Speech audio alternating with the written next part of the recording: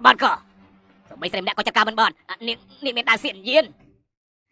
ដាវសៀនយានល្អណាស់ជួយលោកដាវសៀនយានឲ្យយើងចាំយើងប្រគល់ឲ្យលោកម្ចាស់គាត់ជាមានរង្វាន់ធំមិនខានទេយកសັບទៅ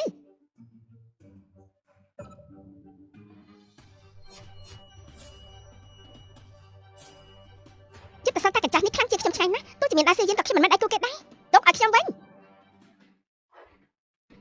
ស្អីគេដាវឈីធានល្អខ្លាំងណាស់ដាវឈីធានយើងពិតជាស្មានមិនដល់ពិតមែនថាដាវសៀនយាននិងដាវឈីធានបង្ហាញក្នុងពេលតែមួយមើលទៅទេវតាជួយយើងហើយបាក់ថៃស៊ីអ្នកខ្លាំងស្អីទាំងពីរកាប់គេឲ្យស្លាប់តែម្ដងទៅ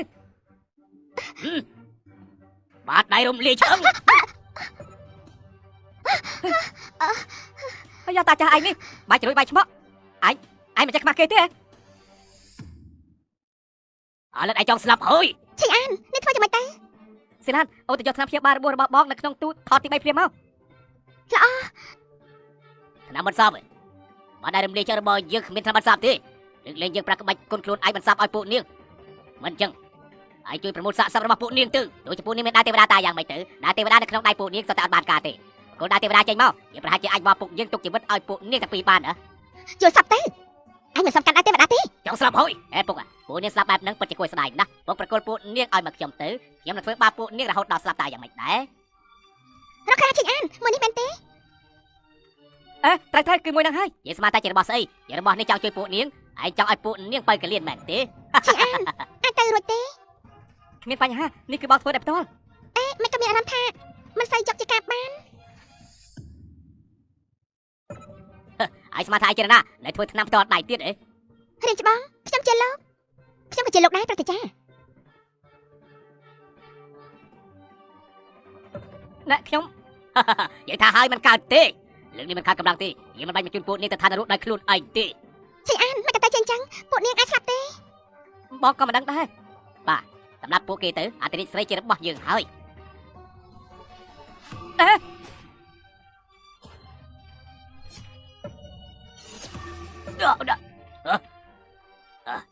ស្អីគេមិញនឹងធ្វើបាត់ដៃរំលាយឆ្អឹងរបស់យើងច្បាស់ណាស់គូតែឈប់មិនបានទេ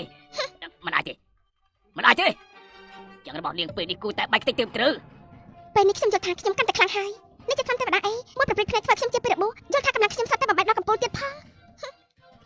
រៀនច្បងតបទៅជាមួយមនុស្សអាក្រក់បែបហ្នឹងមិនបាច់លោកចាត់ការទេទុកឲ្យខ្ញុំដើរមកថ្ងៃនេះយើងចំនួនឲ្យឋានសួគ៌សម្រាប់ឯងឲ្យតាកញ្ចាស់នៅមានខ្ញុំទៀត